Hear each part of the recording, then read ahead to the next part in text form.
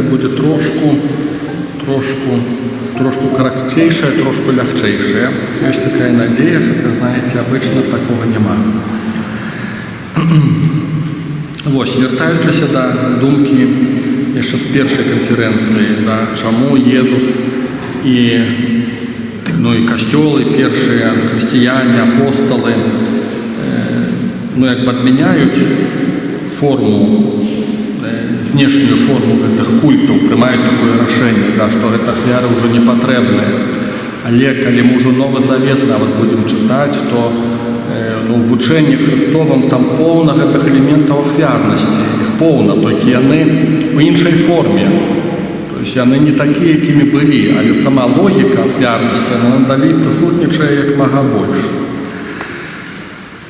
І якая сутнасць, якая логіка сэрца ахвярнасці. Між іншым, пасланне да габрэяў адкрывае гэтую тэму. Увогуле, пасланне да габрэяў адно з самых складаных, напэўна, будзе у Новым Завеце. Нават у нейкім сэнсе больш складанае, чым апакаліпса. Чаму? Таму што гэта тэма культу, гэта тэма сувязі з Старым Запаветам. І не разбіраючыся у гэтых момантах літургічных Старога Запавету, в законе Моисеевым, там вельмі цяжка будзе разабрацца, пра што ўвогуле размова ідзе ў пасланні да габрэяў. Відаць, што аўтар, ці это апостол Павел, ці там, можа, хто іншы, аўтар натхнёны пасланне да габрэяў, што ён, напэўна, будзе разбірацца ва ўсіх гэтых момантах рытуальных Старога Запавету. Таму там на нашу тэму шмат цікавых цытатаў якраз такі ў пасланні да габрэяў, але, канешне, оно такое цяжкаватенькае. І між іншым, 10 раздзел, вершы 5-7, ён паказвае сэрца і логіку ахвяры. Христос прыходзіць у свет і кажа: ахвяры і прынашэння ты не захацеў, але цела падрыхтаваў мне.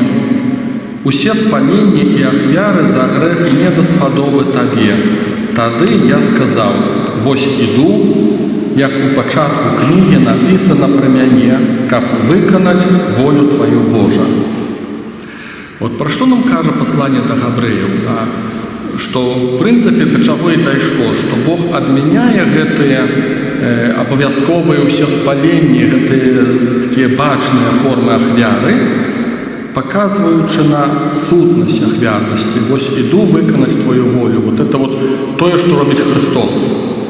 Ён сябе складае ахвяру, ён на сябе бярэ, увасабляе ў сабе ўсе формы ахвяры Старога Запавету, але што ім кіруе? Я іду выканаць твою волю. Гэта не ахвяра для ахвяры. Этот галоўны такі логіка сэрца ахвярнасці, быць у межах выканання волі Гасподняй. Гучыць даволі банальна, канешне, але зараз будзем разбірацца, што далёка не так. І трошку зноў вяртаючыся да таго вобразу, который мы ўжо там сказалі, Бог прымае, просто нагадваю этот пункт, уже про яго сказаў, што Бог прымае ахвяру Авеля, магчыма таму, што ён выконвае волю, а не так, як Каін. У пасланні да габрэяў 11 раздзел, казаў зараз цытую яго, 11 раздзел, 4 верш будзе пра гэта казаць. Вераю, Абель прынёс Богу лепшую ахвяру, чым Каін. Дзякуючы ёй ён атрымаў сведчанне сваёй справядлівасці, таму што Бог засведчыў пра дары ягоныя, і дзякуючы ёй ён прамаўляе нават пасля смерці. Абель прыносіць ахвяру верою, а пасланне да рымлянам, 10 раздзел, 17 верш, кажа: таму вера ад пачутага, а пачутая праз слова Христа. То есть атрымоўваецца эта логіка, я вяртаюся, што Абель пачуў тое, што хоча Бог, зразумеў, паверыў і выканаў гэта. Такой павінна быць ахвяра. І два галоўныя элементы у ахвяры, это ўжо ў такім кантэксце нашым, для нас, эпоха Новага Завета. Два галоўныя элементы. Першы – гэта выкананне волі Божай, другі – цана. просто собі недзе там пазначце, убійце ў главу, запішыце, іх трошку будзем зараз глядзець. І прычым не памыліць іх. Не тое, што я зараз заплачу цану вялікую, а пасля буду разбірацца, якая воля Божая. Не. Спачатку ёсць пазнанне, што хоча Господь, да, а потом пасля ты павінен заплаціць цану. Да. І цікава, знаете, вот после першай канферэнцыі так ужо там нехта з людзей падлетаў, адзін, вторы, трэці, ну, не ведаю, заўважылі, ці мне такую маю, ну, не рысу, але так мне хочется адразу схавацца пасля першай канферэнцыі па двух прычынах. Да, это за тое, каб сабрацца на другую, каб там самому не плаваць, да, вот, пазбіраць там тэксты. А по-другое, што я разумею, што, як правіла, будзе много пытанняў, і дакладна не рашыш за 10 хвілін, да. Але там нехта злавіў, мяне паспеў злавіць, і ўжо ўзнікла цікавае пытанне, то есть тэма працуе. І я ўжо перадумаў, за 15 хвілін я ўжо трошку другую рэч выдумаў. Пытанне наконт ахвярнасці адносна мяса. Правда, вот як у традыцыі хрысціянскай, што мы пасты ў пятніцу ў каталіцкай традыцыі, там ад мяса адмаўляемся, монахі адмаўляюцца ад мяса, да. І, ну, там, тыя самыя камедулы, я часта там раней быў камедулаў, ездзіў там недалёка ад нашага кляштару Мар'янаў у Польшчы. Ось яны ўсё жыццё мяса не ядуць, там праваслаўныя монахі. Ну, і калі гэта ўспрымаць неяк ідэалогію, што вот мяса дрэнна, нельга і так далее, а як форму ахвяры. Нехта адмаўляецца ад алкаголю, нехта ад мяса, нехта ад булачак адмовіўся, да, ну тады ўсё працуе. Але яшчэ я прызадумаўся, вот што хачу дадаць. Мы здольныя многа сабе выдумаць. Калі вот трымаемся гэтых пунктаў, што такое ахвяра? Два пункта. Воля Божая і цана. Вот тое, што адмаўляемся ад мяса, напрыклад, трымаючыся гэтага пункта, ёсць там воля Божая ці не, прасіў ці не, вот пытанне важнае. Што на ахвярнасць людзі, на розныя формы ахвярнасці людзі гатовыя, да. Ведаеце, што картузіанцы, такі сур'ёзны манастыр, такія, была бяроза картузская у Беларусі, і некаторыя гісторыкі кажуць, што былі такія формы жыцця, нават у гэтай бярозе картузскай, на Брэшчыне, дзе картузіанцы замуроўвалі сябе. Монах такі захадзіў, адшэйнікі такія, вось вельмі суровыя, да. Монах захадзіў у келлю, яго замуроўвалі, кажуць, што нібыта, я чытаў, што па раскопках знайшлі, што былі такія формы вось у бярозе картузскай. Да. Што ён сябе замуроўваў, адкрываў там акошка для ежы, яму падавалі мінімум, да, і ён там жыў вот так вот, такой формай жыцця радыкальнай. Теперь, конечно, думаю про туалет, но они, ну, историки ничего про это не кажут. Да, это у меня уже такое питание возникло. Да. Вот. И форма радикальная, ахвяру Бога, супер просто. Питание номер один, а кто просил об этом? Что люди до этого додумались? Монахи буддийские до чего додумывались, да? Я некогда чуў программу, что монахи буддийские умудрялись такие формы выходить, находили мумии, которые сидели в позе лотоса. Потому что доходили уже 1000 годов назад до такой формы, вот такой вот аскетичной, да, что они просто ели травки сколько могли по этому лесе, где там жили. После, когда уже не могли ходить, они садились в позе лотоса, вот такие мумии нашли, да, садились в позе лотоса. И те монахи, которые еще ходили, имели силы, и они им приносили травки.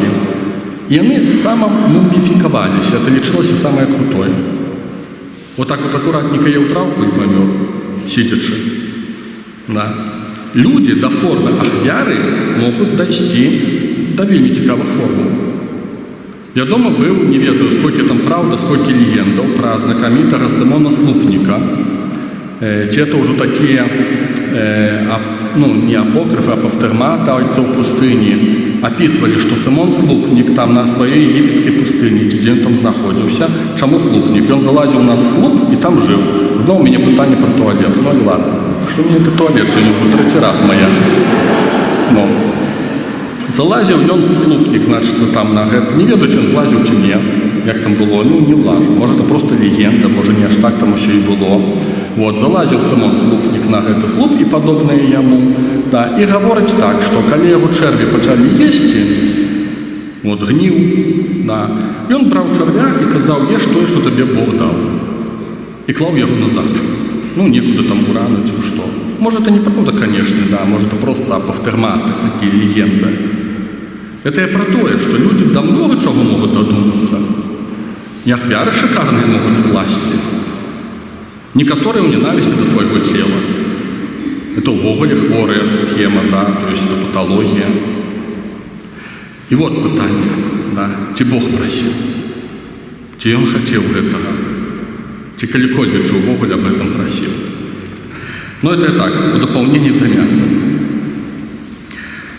И, ну, значится что? Значится наши, вот эти два пункта, зараз на них особливо звернем увагу. То есть, головный элемент ахвяры – это воля Божия, выконывать ее и цена, которую мы платим.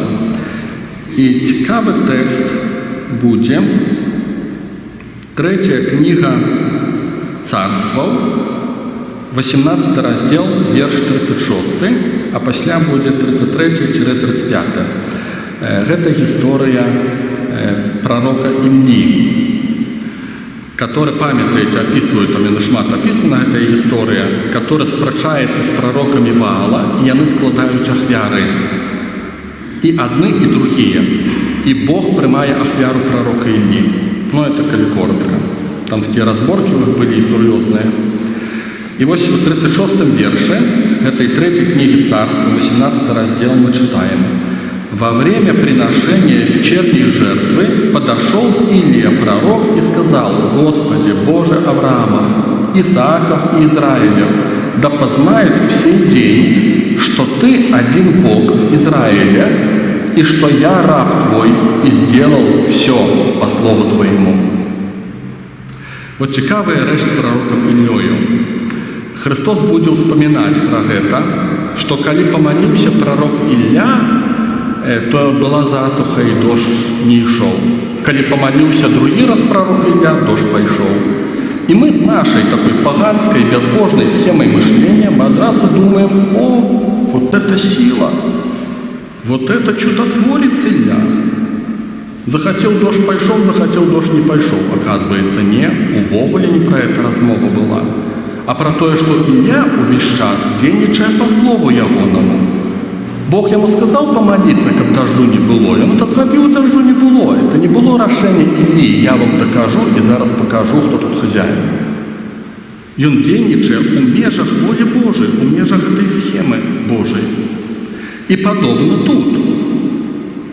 Илья говорит, что я раб твой, я слуга твой, и я все выконал, як ты мне сказал. Значит, Илья мел познание до Господа, что увогуле в этой разборке треба было влезти.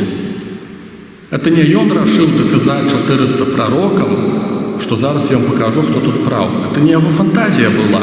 Бог ему так сказал: улезьте в эту проигрышную историю, по-человече проигрышную. І що робить Ілля, як він складає ахвяру? 33 розділ, 35 верши, да, 18 раздел, 33-35 верши. «И положил дрова, и рассек тельца, и возложил его на дрова, и сказал: наполните 4 ведра воды, и выливайте на все сожигаемую жертву и на дрова. Потом сказал: повторите». И они повторили. И сказал: сделайте тоже в 3-й раз. И сделали в 3-й раз, и вода полилась вокруг жертвенника, и ров наполнился водою. Ніколі не звертав увагу на гэта описание. Про что ідзе размова? Математика, простая математика. Ілля вылил 4 вядры воды на дрова и на ахвяру. Пасля паўтарыў я гэта другі раз і трэці. У выніку 12 вядзёр вады выліў на дровы. Пытанне: як яны будуць гарэць? Выліў так, што яна так пацекла, што ров стаў ужо напаўняцца по бакам. Пытанне: як будзе гарэць эта ахвяра? Ілля зрабіў усё, каб яна не гарэла. Па-чалавечы. Але логіка ў тым, што ён робіць па слову Божаму. Вот так яму Бог сказаў зрабіць. Да, вот пытанне того, што ён робіць. Што робяць прарокі Ваала? Мне, конечно, их шкада, потому что я их под нож пустил, там 400 человек порезал. Вось, конечно, шкада. Але это были люди ахвярные. Яны складали ахвяру такую самую, як Ілля, того самого тельца резали. Больш того, яны калечили себе. Яны прыгали, там описывали Библию, яны танцевали, яны били себе. На Филиппинах есть такая практика, с которой змагаются, ну так мне рассказывали наши браты марьяне, что никому там не удается с этой практикой змагаться, что люди там на Великую Пятницу крыжуют себе. Вот как так, солидарность с Христом. Пытание. Просил тебя кто-нибудь об этом тени? Вот, и люди крыжуют себе, там бьют, ну там бичуются, да, вот есть в Латинской Америке такие, там на Великую Пятницу, часом бачу, там вот відео, ползуть, вот такие вот ахвяры складают. Пытание, просил тебя кто-нибудь об этом ці ні? Богу это треба ці ні? І так вот сам додумався до такого. І пророки Ваала, яны додумалися. Яны ў шчырасці сэрца калечаць сябе. А Ілля робіць по Слову Божьему. Вот у чым рэч. Конечно ж, ну, другі момент ахвяра Абрагама. Так само, як би так, ну, доследчики кажуть, да, что тое, что чаму Абрагам не бунтуецца гэтай просьбе, которую кажа Бог, ну, тому что им складали ахвяры людей гэтаму божеству, Молоху, и как раз для яго это все было нормально, как раз Бог устрымлівае, так, каб ён не зрабіў гэтую ахвяру, якую рабілі ў яго культуры ў тым часе. Да. Не было ў мяне ресурсаў праверыць гэта. Ну, конечно, Абрагам паслухмяны Богу. Богу не трэба Ісаак, Богу не трэба гэтай ахвяры, да, ён хоча, вот першы пункт он запрацаваў. Это было, Біблія кажа, Бог выпрабоўваў Абрагама. Это был пункт, каб запрацаваў, ты павінен даверыцца, ты павінен ісці за волей маёй, тут не ў ахвяры справа.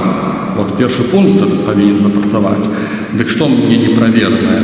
Недзе мне мелькнула такая інфармацыя, што ахвяру, которую складаў Абрагам, пасля на гэтым месцы ўзнік Иерусалим, і на гэтым месцы была Голгофа. Ну, гэтага ўжо не праверыў. То есть, калі это правда, атрымоўваецца такі вот, ну, цікавы, ну, момент, что, в принципе, Отец Небесный складае ахвяру на том самом месте, где складал Абрагам. Но не было у меня ресурсов проверять, ці правда это так ёсць, это легенды. И вось гэтую логику про волю Божию, ну, будзе... А добра, яшчэ один тэкст. Возьмем мне, што я праваронил. Про волю Божию. Это знакомитая тема с Саулом и Самуилом. Первая книга Царства, 15 раздел, верши 10-14, после 20-23. Послухаем. Хіба что наибольше тут вот эта тема открывается. «И было слово Господа к Самуилу. Жалею, что поставил я Саула царем, ибо он отвратился от меня, и слова моего не исполнил. И опечалился Самуил, и взывал Господу целую ночь. И встал Самуил рано утром, и пошел навстречу Саулу, и известили Самуила, что Саул ходит на Кармил, и там поставил себе памятник, и сошел в Галгалу. Тогда пришел Самуил к Саулу. Саул сказал ему: «Благословен ты у Господа, я исполнил слово Господа». И сказал Самуил: «А что это за влияние овец в ушах моих и мычание волов, которые я слышу?» Про что йде розмова? Саул, як цар, перемог ворогів, і Бог йому сказав нічого з собою не брати, усе знищити, усе виразити. Я не коментую цей текст, но там проходжу трошку мимо, бо нам далі важно, що після було. Саул не виконав цього потребування. І між іншим не виконав чому? Не тому, що йому шкода було людей, живьолу і так далі, да? А тому, що він вирішив, що Богу треба скласти ахвяру. І то, що Бог сказав забити, він забирає цю живьолу, щоб скласти ахвяру. І у розумінні Саула він виконує волю Божою. Цікаво, Самуїл до його приходить, глядите, Бог говорит Самуилу, что я откидываю Саула, потому что он не виконав моего слова. Але коли Самуїл приходить до Саула, Саул якраз таки каже, я виконав, я все зробив як надо. Тобто він навіть не розуміє до кінця, що він зробив так, йому хотілося зробити. Вот он надумал, что это Богу надо. Вот это вот классная будет ахвяра.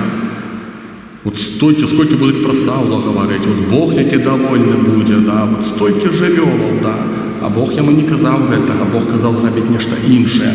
Але вот это тут особистое видение Саула було настільки моцне у їм, що він навіть пропускає те, що думає Бог. Ми так робимо. Со своей побожностью, со своими чеканнями, со своими устоями ми так робимо. Знаєте, одну з найважніших речей, яку я зрозумів, дай Бог вам це почути. Чомусь так складається, що я часто це говорю, але все одно ніяк так, от, ну, це правда, треба некая сила Святого Духа, щоб ми це почули. Коли Христос сканчує Нагорную проповідь свою, Він сканчує вельми цікавою приповістю про будову дому на скалі и на песку. Памятаете, там дождь пошел, воды поднялись, ветры подули, дом упал. Чомусь у нас ужинство найчастей, коли шлюб уделяют, этот текст берут. Вот. То есть надо так шлюбоваться, как дом не упал. Там логика такая. Так ось, яка логика этой притчи, которую каже Христос? Хто будує дом на камні? Той, хто слухає Слово Моє і виконує його. Вятри і дожди будуть у будь-якому випадку. Да. Но коли ми слухаємо Слово, всерйоз слухаємо, не побожність наша прикриє нас, не молитва заступництва прикриють нас, не навіть конференції, які ми чуємо, що ніхто там класно розважає. Коли ми слухаємо Слово, всерйоз це усприймаємо і виконуємо його, коли для нас це пріоритет нашого життя. І це є фундамент. Я зрозумів, мої дорогі, вельми простую реч. Коли я бачу, як рушаться фундаменти людські, розчарування приходять, да, от у мене виникає питання, фундамент він ввогуле був чи ні?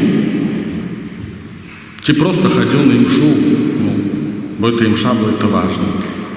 Чи просто сповідав, що ну, бо так надо, бо просто фундамент, він не в этом, фундамент у виконанні Слова, так каже Христос. Коли для нас важна Евхаристія, но только тому, что он так робил, так сказал робить это на память мою, а не потому, что Евхаристия сама по себе важная, потому что и он так сказал, вот у чем фундамент. Коли мы хрестим, то тому, что он сказал, идите хрестите цікаво, он сказал, идите хрестите и учите все народы.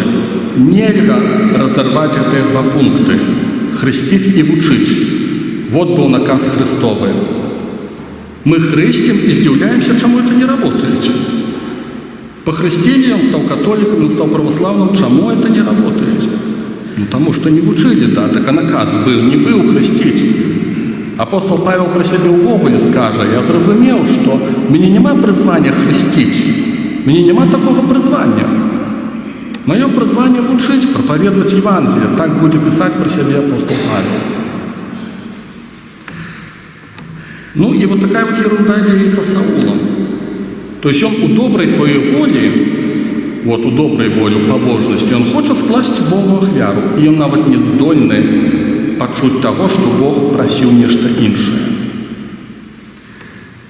І, значить, Самуїл задає питання, коли ти виконав волю Бога, да, так, а що це за живелки там кричать, їх, по ідеї, тут не повинно бути. Саул там тлумачиться, и мы чуем далее. И сказал Саул Самуилу, я послушал гласа Господа и пошел в путь, куда послал меня Господь, и привел Агага, царя Амаликитского, и Амалика истребил. Цікавая реч. Вот это не милосердность промовляла про Саула в нашем разумении, милосердность христианская, то есть людей он порезал, позабивал этих королев язычницких. Это не так, что вот Саул с добрым сердцем, да, вот он пошкодовал. Нет, там зовсім інші мотиви были. Это не милосердность промовила, не добрыня ягоная, это уласны від пабожнасці промовил. Ён хацеў зрабіць, як яму хацелася зрабіць, тое, што ён надумаў сабе. То есть гэтых ён павырызаў акуратненька, амалікітаў амаліка, не пашкадаваўшы іх. Народ же из добычи, из овец и волов взял лучшее из заклятого для жертвоприношения Господу, Богу твоему в Галгале. Цікавый намек на Самуила, твоему Богу. Да, какие претензии, какие предъявы ко мне. Да, то есть Бог повинен быть довольным. И отвечал Самуил: неужели все сожжения и жертвы столь же приятны Господу, как послушание глазу Его? Послушание лучше жертвы, а повиновение лучше тука овнов. Ибо непокорность есть такой же грех, как волшебство, а противление тоже, что идолопоклонство. За то, что ты отверг слово Господа, и Он отверг тебя, чтобы ты не был царем. Ну и больше-меньше сканчивается эта история. Конечно, страшно учать эти слова. Вот ты думаешь, вот мы про эту магию, мы ведаем, какие наступства магии, какие страшный грех, да. А Самуил каже, что непослухмяность Господу – это як волшебство, то больше-меньше то самое. Да, и то, коли нам не цікаво, то, что он думает, вот слово ягоное, да, то есть это похожая речь, да, это больше-меньше поравнание. Ну, вот такие вот эпизоды. Вот такий епізод. Класно чув коментар, так мені сподобалося і порадувало мене це. От у чим проблема Саула була, що я, зрештою, навіть я не розумію, чи Саул, там різні версії. У чим проблема Саула була, що він хотів нав'язати свою любов к Богу. Почув таку класну версію. Чоловік один сказав, каже, ви знаєте, мене це сильно раздражняет и злуе до бешенства, коли нехто мне сильно хочет навязать свою любовь. Я утекаю от таких людей. Я человек. Я утекаю от тех, кто на силу хочет быть любимым. Да. Каже, і всім, в принципі, так робить. Да. Бо ми відчуваємо, як нехто давить на нас, як нехто порушає наші межі особисті, да, говорячи поняттями психології. А тут вот нехто хоче так от для Бога, да, Бог радуйся. На тобі ахвяру, радуйся. А Бог просив зовсім нічого іншого. Ось эту логику про то, що воля Божия, да, на перше місце, перша ахвярність наша. Христос так по-своєму скаже у Євангелії, на горній проповіді 6.33, Матвія 6.33, «Шукайте найперш володарства Божого і справедливості Ягоної, а все гэта додасться вам». Там про матеріальні доброти. Да, і некоторі звертають увагу на другу частку, а все додасться вам. От як натиск сюди лучше. Ні, натиск кладеться на «шукайте Царства Божого, праведности Божией, а все остальное додасться. И побожность додасться, и ахвяры, это все другорадное. Першее шукайте, да, на слове будуйте ваш фундамент. Так. Другая риса ахвярности – это цена. Увогуле, чому для Бога ось важна духовна риса ахвярності? Да? Тому що в нейкім сенсі, можна сказати, ахвяра нагадує любов. Коли не усприймати її тільки як от обов'язок, треба, повинні, як ми часто її усприймаємо, зрешти, то ахвярність нагадує любов. Яка характерна риса любві? У чим сутність риси любві? Що ти не для себе, а ты от себе. Любовь есть даром, в сенсі подарунком. То есть любовь ты от себе отдаешь. Да. Той, хто любить и привязывает к себе, да, то есть это, по-другому треба назвать, это там эгоизм, самовлюбленность, да, там еще нечто хворое. То есть сутность любви – это от себя. Давать. Да. рабіць дабро, напіша Тамаш Аквінскі. І ахвяра нешта падобнае мае. То есть ахвяра – гэта аддаваць ад сябе. І таму Христос у Евангелію на горнай пропаведзі нам паказвае, не называючы гэта ахвярамі, але паказвае гэтую логіку. Маліцца, гэта той, хто моліцца дзень і ноч. Гэта твоя ахвяра, ты аддаеш ад сябе, ты укладваешся ў гэта форма ахвяры.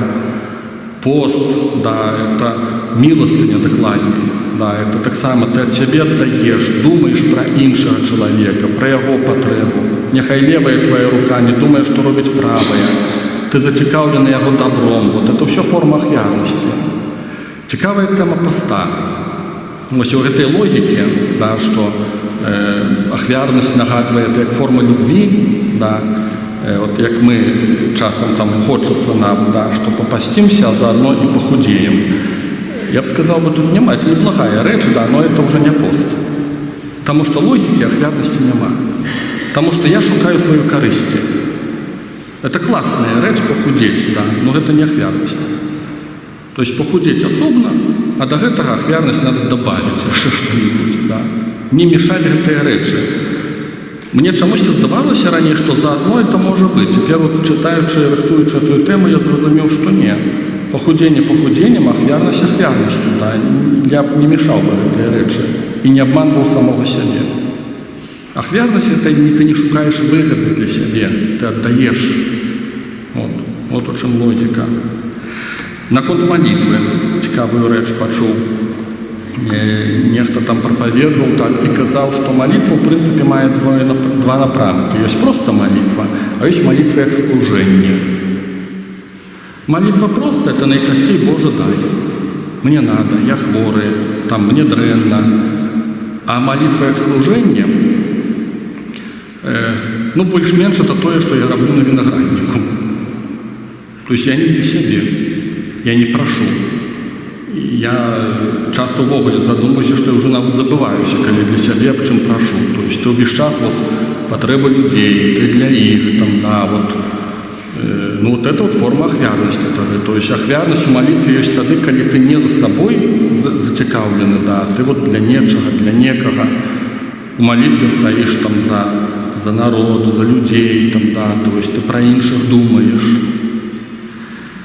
Это форма ахвярнасці. Христос будзе казаць, хто стукаецца дзень і ноч. Ці ж Бог не пачуе, цікавы такі момант, мы толькі першую частку чуем, як правіла, гэтага выказвання Христа. Ці ж Бог не пачуе сваіх дзяцей, которые да яго прыходзяць і стукаюць і просяць. Памятаеце той прыпавесць, як госць прыйшоў, хлеба няма, пайшоў да сябра, не пускаў, пасля пусціў, Христос кажа, ці ж Бог не пачуе. Але ёсць у Лукі, здаецца, такі нюанс, калі ён дадае, ці ж Бог не пачуе тых, хто просіць дзень і ноч. То есть вот эта тэма ахвярнасці. Некалі пачуў такую фразу, яна мяне ўразіла, у поўнаевангельскага прапаведніка вядомага Беніхіна, у ягонай кнізе вычытаў. І хіба што это адзінае, што я так ярка з ягонай кнігі ўзяў. Такая фраза: «За помазание Божие имеет свою цену».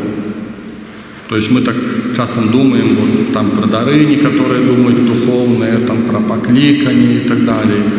Я зразумеў, что это правда, так ёсць. Что калі Господь на нейкія рэчы прызывае людзей, дае дары нейкія духовныя, это мае сваю цану, это не просто так усё. Это не для того, каб ты сам сабой заняўся. Яшчэ адзін цікавы тэкст будзе для нас. Другая книга Царства, это все в контексте цены, вот это другого элемента ахвярности. Другая книга Царства, 24 раздел, верш 18 и 24. Это заканчэнне правлення Давіда, і ён зрабіў адзін з таких цяжкіх грахоў. Зноў ж не каментую, бо нават можа і непростая эта тэма. Ён палічыў народ Божий, і Бог это ўспрымае за грэх. Прапусцім, чаму і як. Але Давід разумее, што гэта грэх, яму не трэба было лічыць. Між іншым, чаму? Таму што гэта не ягоны народ. Ён пастаўлены Богам, это не твоя ўласнасць, каб лічыць. Не ўспрымай свой народ сваю ўласнасцю. Ты просто выконваеш перад Богом заданне. І Давід, калі саграшыў, вот ён просто як цар, по-нормальнаму, правёў эту статыстыку, да, пасля задрыжэла сэрца ягонае, кажа Біблія, і ён зразумеў, што ён саграшыў. І Бог спрыняў гэты як цяжкі грэх. Што робіць Давід?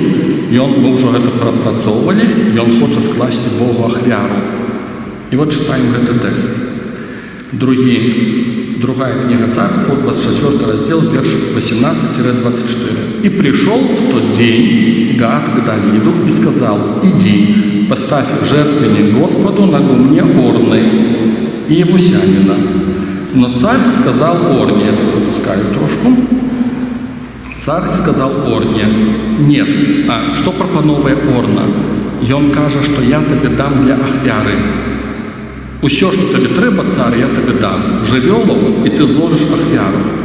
И царь Давид кажа Орне: «Нет, я заплачу тебе, что стоит, и не вознесу Господу, Богу моему, жертвы, взятой даром». И купил Давид гумно и волов за 50 сиклей серебра. Вот это элемент, который мы уже казали. Ахвяра повинна быть от тебе. Давид не прымае услуги добрага веруючага чалавека. Ён разумее, што за мой грэх я павінен несці ахвяру я сам. І таму ён купляе зямлю, гумно, купляе гэтую жывёлу. На гэтую ж самую тэму, это ўсё ў кантэксце, што ахвяра мае цану. Вельмі цікавы тэкст з Апакаліпсы, 3 раздзел, 18 верш. Бог, это слово Бога, скіраванае да адной з церкваў, да народа Божага. «Раю табе купіць у мяне золата, ачышчанае агнём, каб ты разбагацеў, і белую шату, каб ты апрануўся, і каб не быў бачны сорам тваёй галечы. Бальзамам памаж свае вочы, каб бачыць». Я часта чытаў гэты тэкст, мне вельмі ён падабаўся. Калі Бог кажа народу: ты думаеш, што ты багаты, ты думаеш, што ў цябе так все добра, на самой справе ты убогі, ты жалак, ты нищий, ты бедны, на самой справе. Толькі ты так думаеш, што з табой усё путём. І Бог тады кажа: я раю табе, каб ты купіў бальзам на вочы, каб ты стаў бачыць урэшце праўду пра самога сябе. Я гэты тэкст вельмі любіў, ён напрагае, ён цяжкі, да, вот. Тут асуджаць себе можна доўга і упорна, да. Вот. Але што ніколі на што ніколі я не звяртаў увагу, што Бог раіць купіць. У Бога купіць. А пытанне лагічнае: Бог, а ты так вот даць не можаш? Ты ж можаш даць. А Бог кажа: я раю, увага, гэта парада, гэта не наказ. То есть, калі хочаш нечага сур'ёзнага, да, вот табе моя парада. Хочаш слухай, хочаш не. Я раю, каб ты купіў, то есть это павінна быць твоя ахвяра, ты павінен заплаціць цану.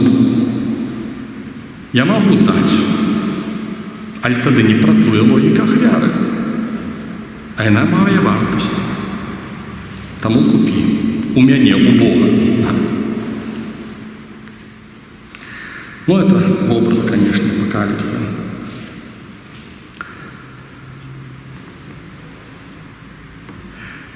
Ну, так бы сказал на тему цены.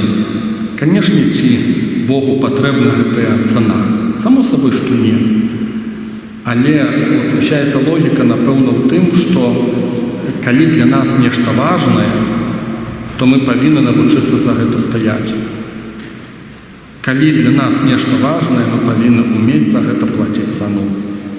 Заўсёды мяне здзіўляў адзін тэкст, вельмі актуальны для нас, калі Христос кажа ў Евангеліі: «Маліце гаспадара жніва, каб паслаў работнікаў на жніво сваё». Пытанне лагічнае. Так, а гаспадар жніва – это Бог, Бог Отец. Ён не бачыць патрэбы? Што работнікі надо, што ксяндзоў не хапае.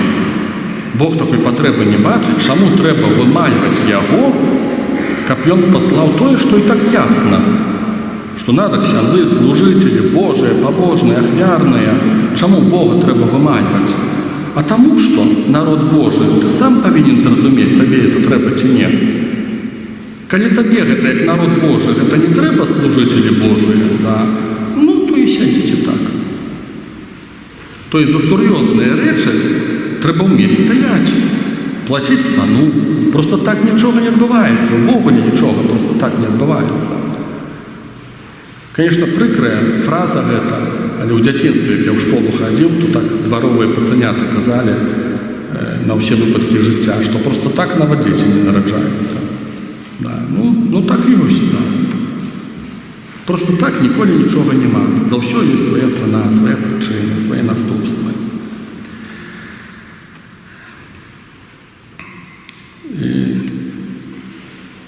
Ужо трошку напрыканцы такую, таксама чуў такую, пропаведь, можа не адну на гэтую тэму, да, што між іншым, чаму у нас часта сярод веруючых многія рэчы яны не ідуць. Это і пры сабе кажу, і сам так сабе ў думках каюся, да, што плёнаў нейкіх няма, таму што няма платы.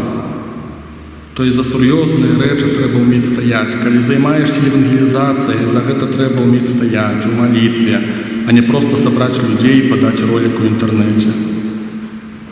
Калі хочаш, каб нехта там Слова Божие разумеў, да, за гэта трэба ўмець стаяць, за гэта таксама трэба цану нейкую заплаціць. Да, но просто так нічога не дзеецца. Нейкія начныя чуванні часам робяць не для таго, каб моладзь нечым заняць, каб яны там чайку папілі сабе на начных чуваннях. А чуванне – это чуванне. Людзі чуваюць, моляцца, мучаюцца. За ўсё ёсць свая цана. І калі за сур'ёзныя рэчы не ўмеем стаяць, як народ Божы, як касцёл, я шмат слухаў на эту тэму розныя, то нічого дзіўнага, што нейкіх вынікаў няма, таму што цана не плаціцца. Это не пытанне таго, што выкінуў ролік, ці ўсё растлумачыў. Цану трэба ўмець плаціць. І, неяк так это працуе. Зрэшты, я так думаў, слухаючы там нейкі прыклад і вспамінаючы, як это раней у Любліне было, калі я вучыўся ў нашай супольнасці адновай, думаў, як на вінаградніку, наколькі это магчыма было парабіць, як мы прыязджаем там апошнюю хвіліну і так далей. Што было у нас у Любліне, в нашай супольнасці харызматычнай? Кожную нядзелю, перш чым усе сабіраліся на малітву, команда, которая вядзе, аниматоры, у нас не было залы такой специальной, мы молились на коридоры. То есть в неделю закрытый университет, в великой зале сустракаются все люди, пока они сустракаются, все там обнимаются, целуются, как молодь, как студенты, рады бачить один одного. А те, кто проводит встречу, они там едут на коридоры, это пара десятков человек было, и они стояли, молились. У той час, калі ўсе акуратненька жмякаліся і казалі, як яны адзін аднаго любяць. А гэтыя стаялі і маліліся, музыканты стаялі і маліліся. То есть музыканты сваю ахвяру плацілі. У якім сэнсе? Яны на працягу тыдня збіраліся, яны трэніраваліся, яны маліліся. Пасля маліліся перад сустрэчай, прапускаючы усе мілыя атмасферы, і потом прыхадзілі на гэтую сустрэчу. У нейкім сэнсе напоўненай Божай прысутнасцю. І пачыналася пакланенне. І я ў Любліне як быў, тут рэгулярная практика была. Троху не раздражняла, што на коридоры, а ты чуеш, як там люди ходят, як ім весело. А ты тут стоишь, молишься, да. То есть, это твоя ахвяра, минимум твоей ахвяры, которую ты платишь за гэтае служэнне. Цікавы, не так даўно нарваўся на гэты тэкст Юстына Мучаніка, аднаго з першамучанікаў хрысціянскіх, это ранняе хрысціянства. І Юстын Мучанік, апісваючы жыццё раннехрысціянскай супольнасці, піша такую рэч, што калі дарослыя хрысціяне рыхтаваліся да хросту, у нейкім моманце, і он піша, это не так, што прынёс дзіцёнка, пахрысцілі, там грошы заплаціў. То есть это былі дарослыя, яны рыхтаваліся, это была адказнасць, яны рыхтаваліся доўга, там 2 гады. І ў нейкім моманце Юстын кажа, яны пачыналі за сябе маліцца і пасціцца. І найбольш мне не спадабалася. І мы разам з імі. Вот это мне зусім не сподобалося. То есть той, кто переживает хрост, молится и постится, и мы, которые хотим, слава Богу, его довести до хросту. Аж хочется сказать лишнее, не хочется мне такого. Але так это працуе у духовном мире, бо это есть цена. Послание к римлянам, и гэтым мы с вами скончим наше разважанне. 12 раздел, верш 1-2. «Прошу вас, браты, праз літасць Божию, отдайте тело ваше на ахвяру живую, святую, приемную Богу, як выраз вашего разумного служения. Не достасовывайтесь до гэтага веку, але пераменяйтеся праз обновление розуму, каб вы познали, якая воля Божия, что добрая, приемная и досконалая». В принципе, у гэтых словах послания до римлянам кроется сутность нашей другой конференции. Вот это два элемента – познать волю Божию и заплатить цену. И апостол Павел кажа: «Складите себе ахвяру живую». Это значит, не йде размова про то, как вы в своих ахвярах прибили себе и укатрупили. Вот так вот постились, что коньки отдали. Не про гэта йде размова. Ахвяра живая – это значит, что Богу не потребны трупы. Ему треба живые люди. Это есть ахвяра живая. Але что значит ахвяра живая? Это значит, что вы обновляете свой розум. Я читал некоторую целую книгу на основе этого текста «Обновление разума». Целую книгу человек написал. Вы обновляете свой розум. Простое, что вы не хотите думать, как думая гэты мир, гэтымі схемами. Вот как мы часто кажем, ну, теперь таки час, вот это. То есть, а вы обновляете свой розум, не думаючи, как думая гэты мир, а так, как думая Господь, про Слово Божие, окунаючись в Его вучение, у Святое Писание. Вот так вот вы обновляете свой розум, как понять, какая воля Божия, что Богу угодное, что приемное, что досконалое. И коли это атрымаецца зрабіць хоть у нейкай там ступені, пасля з ахвяры вашей живой будет толк. Вот какая логика послания к римлянам. А не то, что мы сейчас тут наворотим и Богу великие дела, зробим и дадим Ему хай радуется. И на этом, мои дорогие, сканчиваем. Хвала Отцу и Сыну и Духу Святому, як была с веку, теперь, завсёды и на веки.